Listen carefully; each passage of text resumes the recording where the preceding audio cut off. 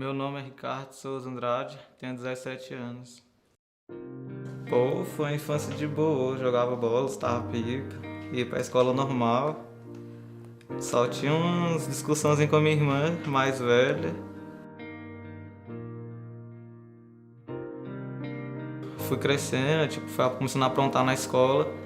E como meu pai não dava muita atenção pra mim, ele conversou com minha mãe e falou se eu não parar de aprontar, eles iam terminar por causa disso.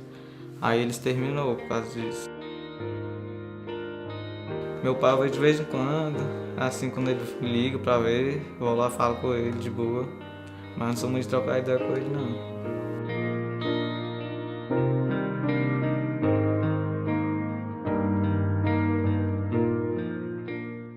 Meu nome é Rayane da Silva Oliveira, tenho 20 anos.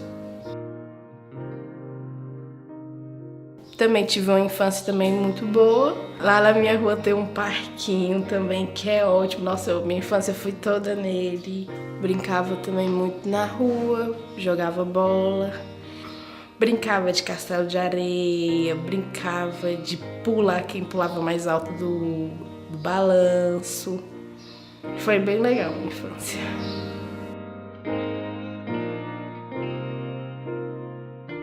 Meu pai e minha mãe se separou quando eu tinha 12 anos. Aí eu comecei a desandar.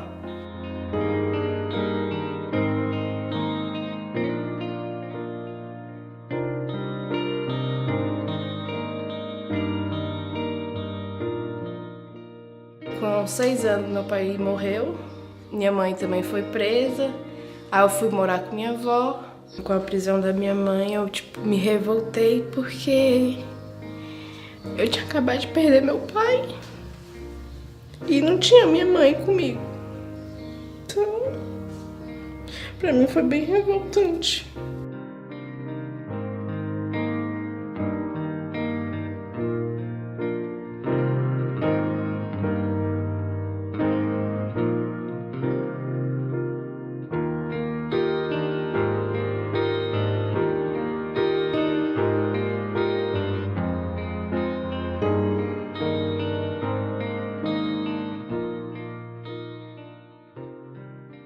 O perfil dos meninos, na grande maioria, são de adolescentes, crianças e adolescentes que não têm a figura paterna em casa. São pessoas que passam muita necessidade e acabam, na minha opinião, sempre se envolvendo mais com a criminalidade devido a isso, a necessidade, a ausência dos pais em casa. Minha mãe é mais de boa, batalha pra conseguir as coisas pra mim quando eu peço. E dá atenção, meu pai não dá atenção. Eu ia pedir uma coisa, ele dava só pro outro, não ligava muito pra mim assim. A adolescência foi aquela adolescência de criança terrível. Muito, muito, muito. Eu saía do mundo de pensar onde minha mãe tava e pensava agora qual é o meu mundo. Meu mundo é esse, porque eu não tenho minha mãe, então meu mundo é esse que eu tô vivendo. Então eu vendendo droga, pinchando, fazendo algo na rua, era o que eu me desconectava da minha mãe. Que todo momento eu me conectava, lembrava, chegava a chorar toda noite. Então, pra mim não ficar me corroendo por aquilo, eu caçava alguma coisa de fazer na rua.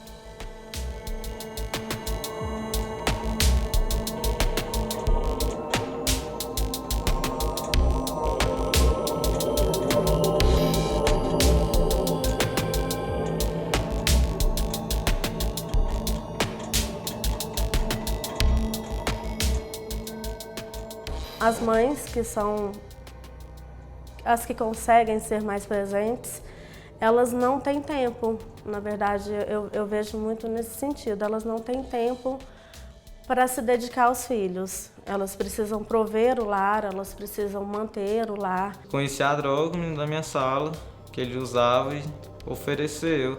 Falou que relaxava. Aí eu fui inventar de usar. Eu fui pra rua pra não contar raiva na rua, não ficar em casa só pensando naquilo, usar droga, soltar a pipa pra descontrair, jogar bola, sair pra festa, não ficar a noite também em casa.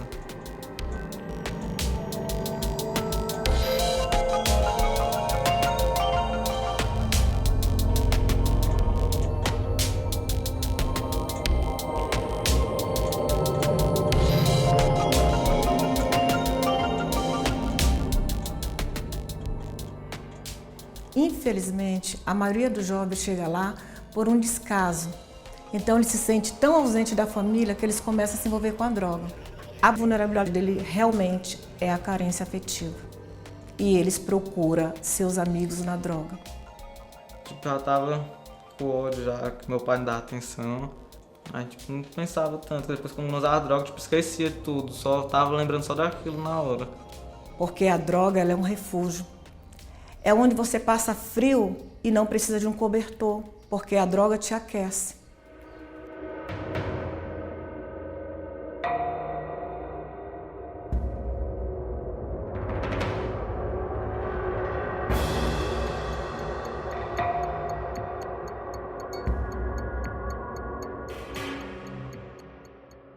Quando o jovem começa com um furto famélico, são pequenos furtos que eles roubam para comer.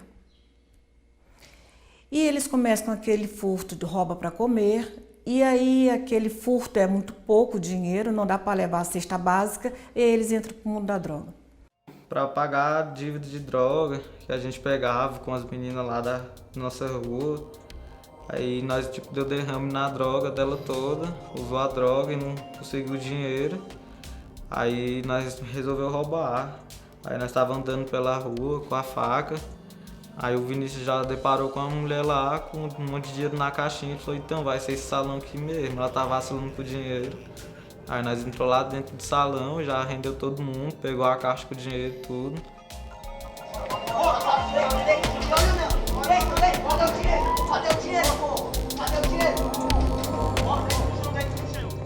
Aí saímos lá do salão, deparou já com os polícias. Chão! Bora, deita!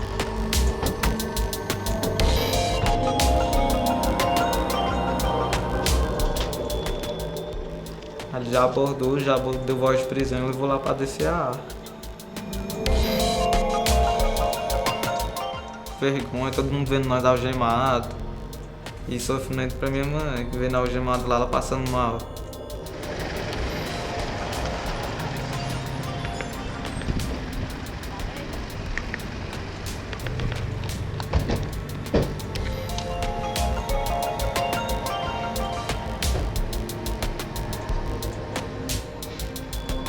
Cabeça baixa, silêncio.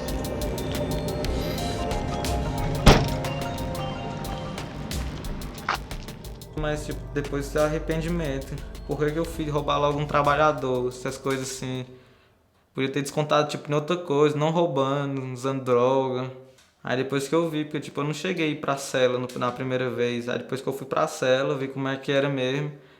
Aí eu vi que o bicho pegava fogo, não era do jeito que eu tava pensando.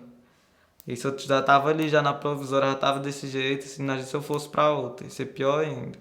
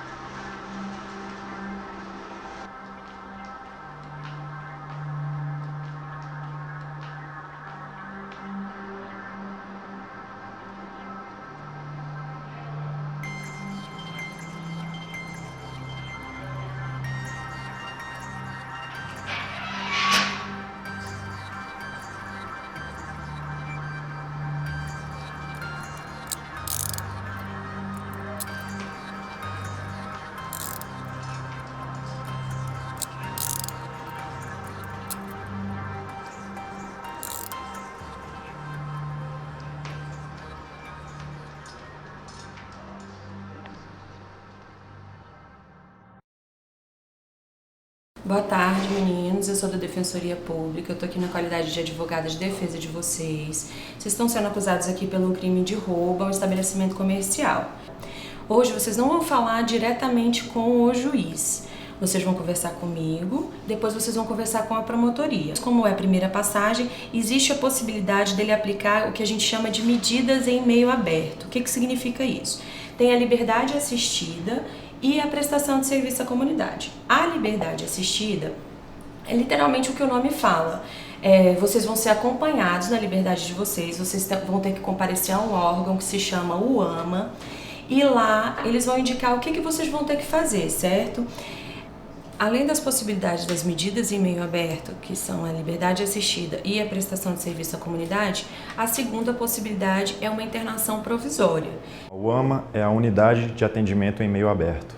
A competência dela é executar e acompanhar as medidas socioeducativas de meio aberto, LA e PSC, e executar todas as atividades que orbitam essa execução. Acompanhamento jovem, acompanhamento da família, realização de encaminhamentos, mapeamento da rede, enfim, todas as atividades que versam sobre a LA e PSC. E esse acompanhamento, ele é sistemático, ele é global. Ele acompanha a escola, ele acompanha a profissionalização, ele acompanha vários aspectos da vida do jovem, e o jovem comparece à unidade para atendimentos, para participação em reuniões, em atividades, enfim.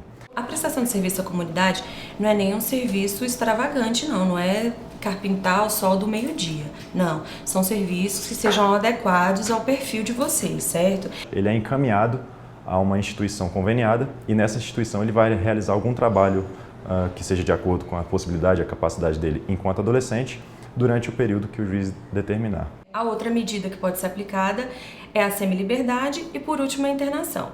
Agora vamos aqui diante dos fatos para a gente ver o que a gente vai enfatizar lá frente à promotoria.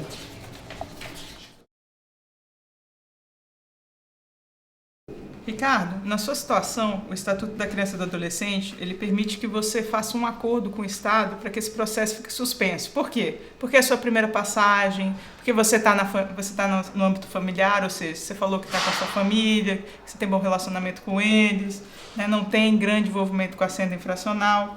Esse acordo seria o seguinte: você receberia um benefício que se chama remissão, cumulado com uma medida socioeducativa. No seu caso, eu acho que você não precisa de mais de uma medida, seria suficiente a liberdade assistida. Além da liberdade assistida, como você está fora da escola, também a gente vai aplicar para você a medida protetiva de inclusão na escola, tá? Eles vão facilitar a sua matrícula e tudo isso. Você falou para mim que tem interesse em retomar seus estudos, né? Então a gente pode ficar combinado assim, você cumpre essa medida e esse processo fica suspenso, você cumpriu a medida e aí o processo acaba, ele vai para o arquivamento. Pode ser assim? Pode ser. Tudo bem, doutora? Pode, doutora. A VENCE é uma vara especializada no acompanhamento da execução de medidas socioeducativas. Ela vai avaliar periodicamente como se dá a execução dessa medida, seja no meio aberto, com os relatórios enviados pelas UAMAs, seja no meio fechado, com os relatórios enviados pelas unidades de semiliberdade e de internação. As medidas socioeducativas podem ser aplicadas a partir dos 12 anos de idade até os 18 anos de idade, né? Ou até completar 18 anos. Após os 18 anos, o adolescente, em princípio, deve ser acompanhado se praticar novo ato, se trata de crime, não mais ato infracional, e ele não é mais adolescente, ele vai ser acompanhado pelo juiz criminal. A VENCE também possui um papel de promoção de ações para fortalecer a execução da medida socioeducativa de acompanhamento desses adolescentes. A rua, me dava a oportunidade de fazer tudo que a rua dá mesmo. De vender droga, de roubar, de matar. Mas o único que eu abracei foi a droga. Que com isso eu consegui, ter alguma coisa para me comer, ter um lugar para me dormir. Aí comecei a vender droga na rodoviária, picava. Aí consegui o dinheiro de eu pagar aquela droga e mais dinheiro para pegar outra droga. Na rua, eu fazendo um frega, eu nem tinha visto os cana chegou e me abordou, eles me pegaram passando já a droga.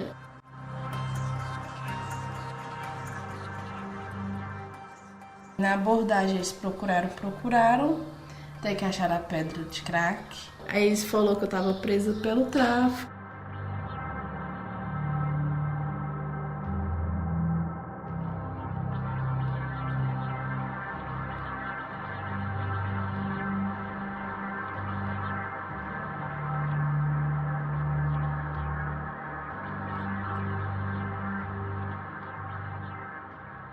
Eu lembrei muito da minha mãe. Eu lembrei que ela sempre me falava pra mim nunca fazer o que ela faz e sempre fazer o que ela fala.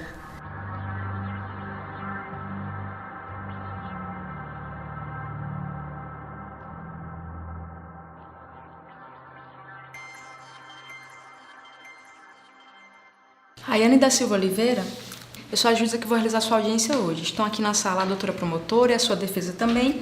E aí nós temos aqui uma situação descrita no processo relativa a um tráfico e nós vamos te ouvir a respeito dele. Eu vou resumir os fatos que estão descritos na representação. Consta que policiais faziam uma... E aí te encontraram com a mochila. E dentro da mochila, maconha e crack, um total de 7 quilos. Consta que quando você foi apreendida, você teria confessado que essa droga era destinada à venda. São esses, portanto, os fatos. Esse é o momento para dar sua versão desses fatos. Você não é obrigada a nos responder, pois você tem direito ao silêncio. Então, Rayane, eu te pergunto, é mesmo verdade que você estava com essa quantidade de droga? Eu tinha meu ponto, ele sentada na rua, eu ficava a tarde todinha ali debaixo do pé de árvore, sentada, fumando. Aí toda vez eles vinham e perguntavam, você tem? Eu falava que tinha e servia eles normalmente. Então você admite que estava com essa droga para vender, mas como é que você arrumou dinheiro para comprar essa droga? Você trabalha? Eu fui no traficante, pedi para ele um voto de confiança para ver se ele me arranjava droga para mim fazer mais dinheiro e pagar ele. Rayane, eu vejo aqui no processo que você tem algumas anotações passadas com a gente. Você já recebeu LA, já recebeu PSC. Você estava cumprindo essas medidas?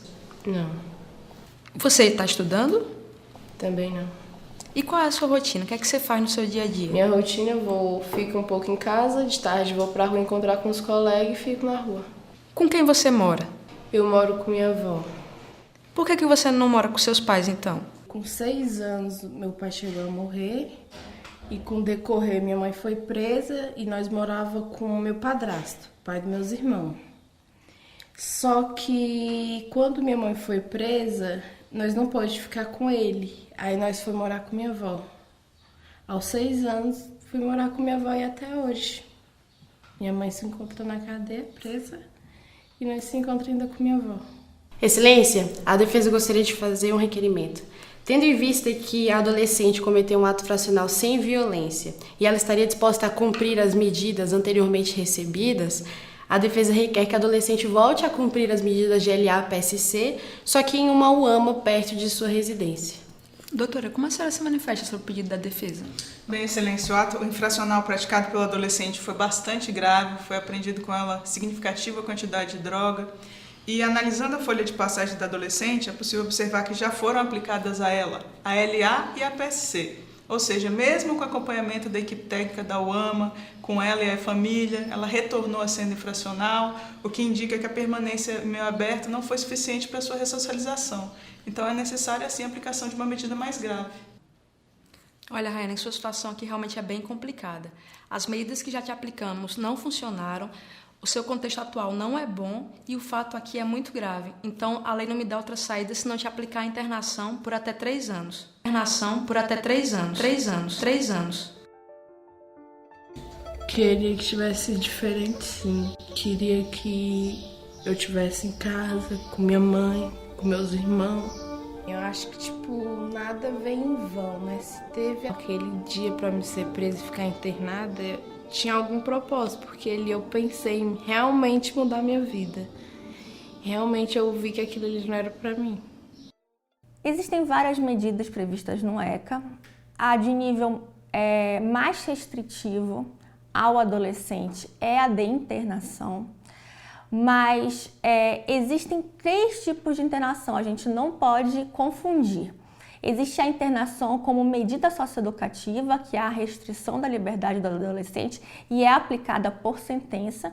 Então, esse adolescente ele vai cumprir por prazo indeterminado, a lei fala em prazo indeterminado, mas por até 3 anos é um prazo máximo, ou até completar 21 anos, o que acontecer primeiro.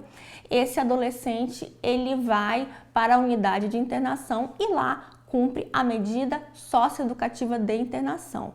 Mas existe uma espécie de internação que é a internação-sanção.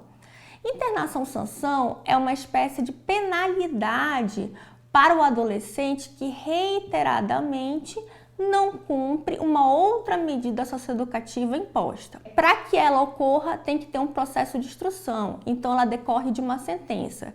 Portanto, ela é mais comum na semi-liberdade. Se o adolescente não cumpre a semi-liberdade, que é uma outra espécie de medida socioeducativa, uma forma que o juiz tem de compelir e de sancionar esse adolescente pelo não cumprimento é a internação-sanção, e ela pode se dar a até 90 dias. A outra espécie, por último, é a internação provisória. Então, aquele adolescente que é apreendido em flagrante, se ele é apreendido em flagrante, ele pode ser internado provisoriamente por até 45 dias. É uma espécie assim, de prisão preventiva no sistema socioeducativo.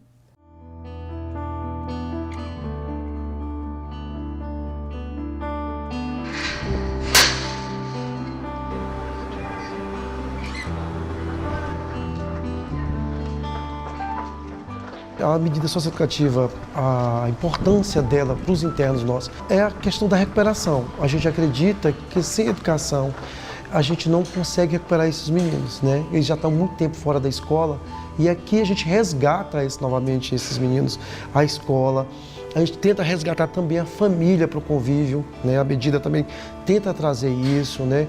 Fora as questões que eles não tinham lá fora, questão médica, né? A questão geral médica que dentro da unidade a gente traz também aqui para dentro, que eles não têm lá fora. Então, assim, a questão da medida é bem ampla, passa pela escola, pela família, né? E por toda uma estruturação de condutas aqui dentro.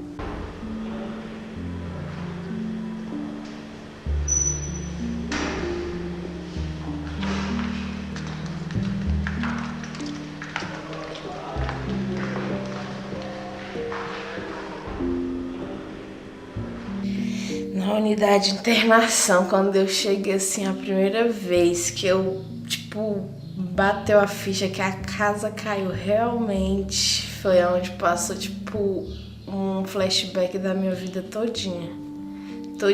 Lembrei do que minha mãe falou, lembrei da situação também que minha mãe tava, era a mesma que a minha. Eu lembrei de tudo.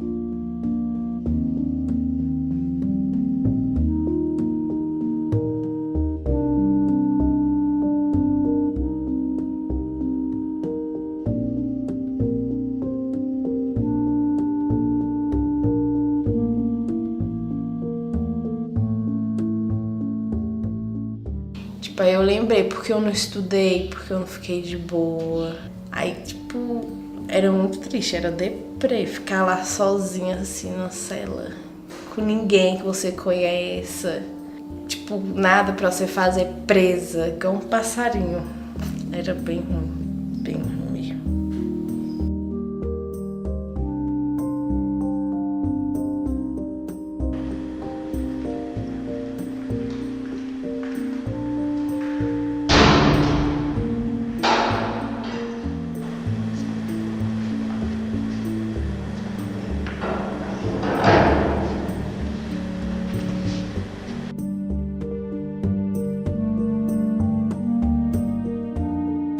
A medida de internação estrita é a medida mais severa prevista no ECA. Ela é fixada, segundo o ECA, por prazo indeterminado, mas possui um prazo máximo, um período máximo, que é de 3 anos. A depender da evolução desse jovem, nos relatórios que são enviados pela unidade, ele pode sair anteriormente, tá? É claro que inúmeras variáveis devem ser consideradas. Então, drogadição, ausência de escolaridade, de estrutura familiar, são fatores que atrapalham na ressocialização do jovem. Então, são fatores que são além do que o Estado pode prever em termos de legislação ou de oferecimento de recursos. A Transforme atua com as oficinas de empregabilidade e as oficinas de audiovisual, e também com os atendimentos psicológicos individuais e em grupo, que é o que a gente executa, eu executo junto com a equipe psicossocial. As oficinas, como parte das medidas socioeducativas, elas são importantes para ter uma oportunidade para eles aprenderem uma profissão aqui dentro, ocupar o tempo ocioso deles e uma chance maior de quando eles saírem daqui, eles serem inseridos na sociedade. As oficinas trazem um reflexo bastante positivo, como um todo, para todos os socioeducandos, tanto as meninas quanto os meninos, eles são bastante comprometidos. Eu acredito que eles saem um pouco mais preparados, eles se sentem um pouco mais preparados para a vida, para o mercado de trabalho, que é o objetivo das oficinas, né? Subsidiá-los de alguma forma nesse sentido. E eu acho que é esse o reflexo que a gente consegue reproduzir neles. Na unidade de internação eu encontrei muitas oportunidades nas oficinas. Foi bem massa as oficinas de vídeo. Gostei bastante da oficina de vídeo. Foi bem legal, curti.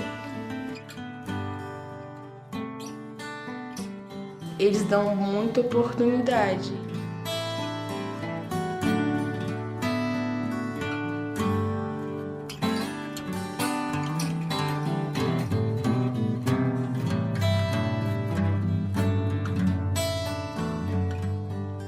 Meu nome é Silvana Naidsky, sou instrutora de audiovisual no projeto Cultura para Adolescentes Invisíveis.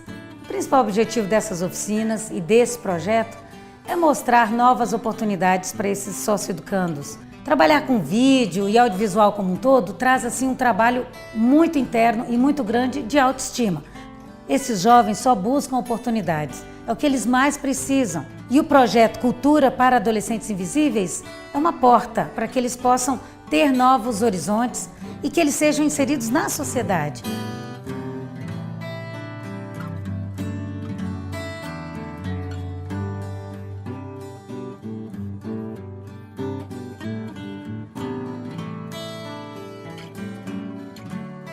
Meu nome é Tayane Castro, eu sou professora de empregabilidade e vivência. Nosso objetivo é mostrar para elas uma outra saída, um outro caminho, uma alternativa boa para o mundo, né, do crime, da criminalidade e da marginalidade. Então a gente faz essa reinserção com elas no mercado de trabalho. E a maior parte das meninas, elas realmente querem uma mudança. A gente consegue observar várias mudanças no comportamento delas, elas conseguem se tratar com mais respeito, elas conseguem se ver com as qualidades que elas realmente têm. Então a gente passa isso para elas e elas acreditam nisso. E conforme elas vão acreditando nelas, elas vão desenvolvendo várias habilidades de comportamento e vão realmente desenvolvendo habilidades de vivência e de você ter uma sociabilidade melhor com as outras pessoas. Extremamente importante as oportunidades, as oficinas que a gente leva, porque muitas vezes as unidades são muito carentes de atividades para os meninos. Então muitas vezes as ONGs que trabalham lá dentro é a única oportunidade de um curso profissionalizante que eles têm acesso.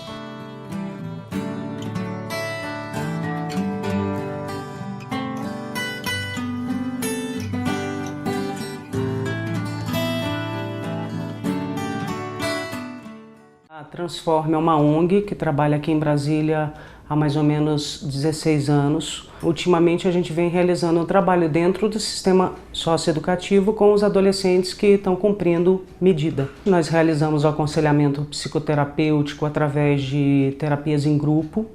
Nós também realizamos atendimentos individuais, que são muito mais específicos para cada demanda. Os próprios adolescentes trazem essa demanda, ou a própria equipe técnica da unidade também nos traz essa demanda. Amava quando era hora de conversar com ela, porque lá eu me abria, eu conversava, eu contava o que eu estava passando lá dentro, a saudade que eu tinha da rua. Então, ela que ajudou eu a abrir mais a minha mente. No momento em que a gente está dentro da unidade terapêutica, é a maior possibilidade talvez que nós temos de trabalhar com o adolescente, porque ali já deu em alguma coisa. Ali ele percebe uma nova realidade. E ali, por esse motivo, por um sofrimento, por um distanciamento que ele está tendo da família, por um isolamento que ele está tendo ali dentro da própria unidade, ele percebe que as coisas deram em alguma coisa. Então é exatamente ali a minha possibilidade de trabalhar mudanças para com ele. mudanças de valores, mudança de atitude, mudança de comportamento, e isso só vem através dos atendimentos que a gente realiza. Ela soube conversar comigo e eu soube me abrir com ela.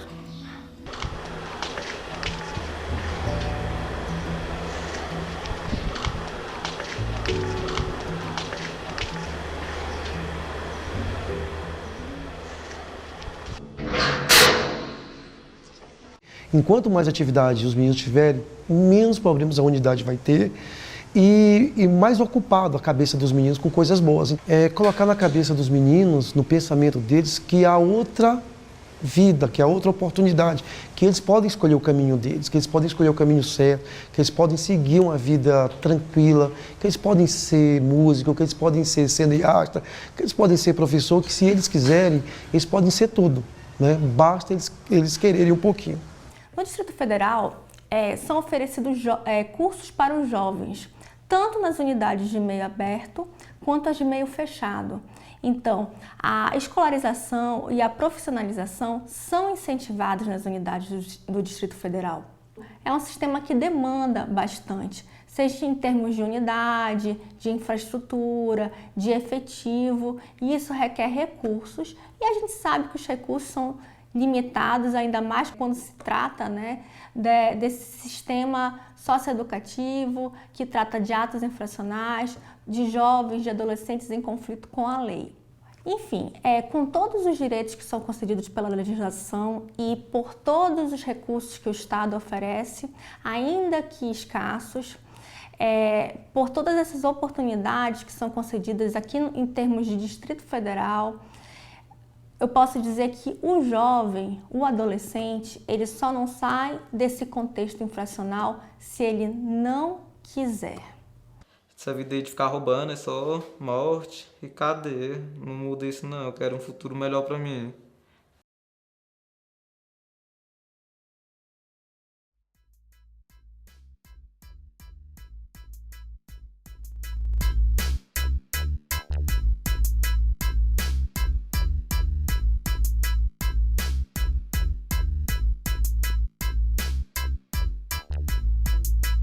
Hoje eu tô disposto a ficar longe de problemas, de tudo que nada me acrescenta. Hoje eu tô disposto a ficar longe das algemas. Hoje tô aqui pedindo outras oportunidades, bem longe das grades. Quero uma vida melhor, quero viver bem sem dever a ninguém.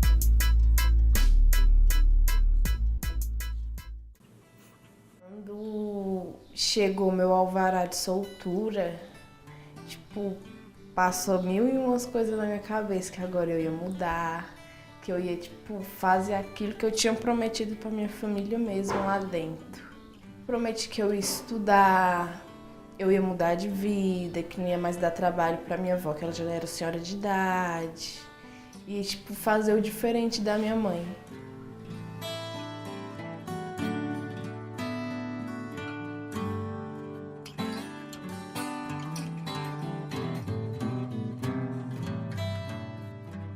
A Rayane hoje em dia pensa bastante no futuro.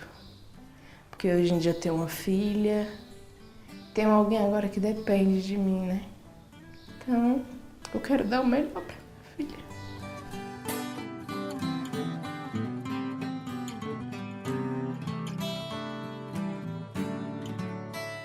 Pra minha filha eu pretendo dar o exemplo, tipo, de boa mãe, de passar a infância dela com ela, a adolescência. Mostrar pra ela, tipo, o que é certo e o que é errado. Voltar meus estudos, porque isso precisa bastante. E ter tudo que eu sempre quis, sonhei. Em ter minha família, em ter meu trabalho, em ter minha casa.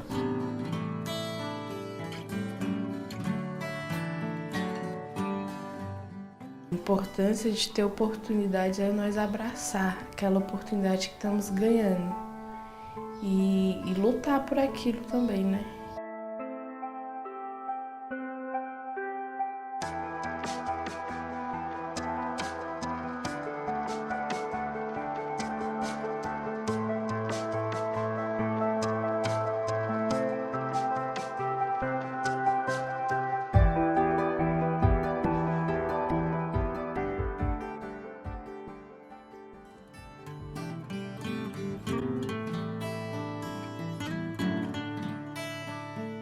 Meu nome é Jackson de Souza Farias.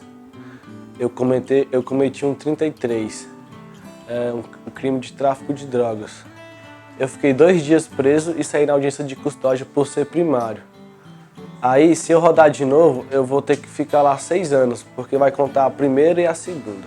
Eu cumpro a medida pagando R$45 por mês, acho que é durante uns 2 anos, e também ajudo os velhinhos na casa dos idosos. Eu tenho que ir lá e dar uma força lá de vez em quando. Murilo Gustavo Moura Duarte. Cometi um assalto de celular em Sobradinho. Fiquei 17 dias preso. Meu nome é Maria Eduarda Cursino e eu fui presa no ano de 2018 porque eu dei o golpe no Uber. E eu fiquei internada, acho que foi 20 dias. Depois eu fui cumprir a medida lá no hospital de Sobradinho.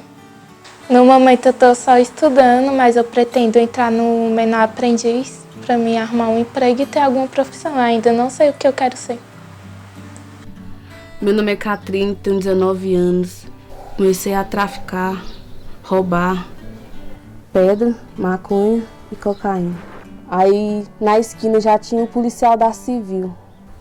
Aí de lá eles levaram nós pra delegacia.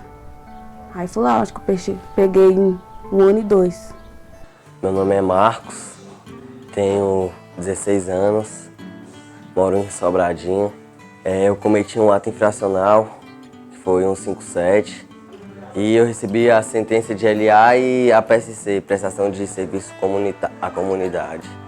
Na LA eu tenho que ficar passando por acompanhamentos na UAMA, ir para a escola, e a PSC tem que prestar serviço à comunidade. Meu nome é Ricardo Souza Andrade, minha idade é 17 anos, faço 18, 3 de outubro. Cometi um ato infracional de roubo, a mão armada, faca. Aí eu fui pego e saí em liberdade assistida durante 6 meses. No meu futuro, quero poder terminar os estudos, ter um trabalho de boa, ganhando meu dinheiro. Meu nome é Rayane da Silva Oliveira.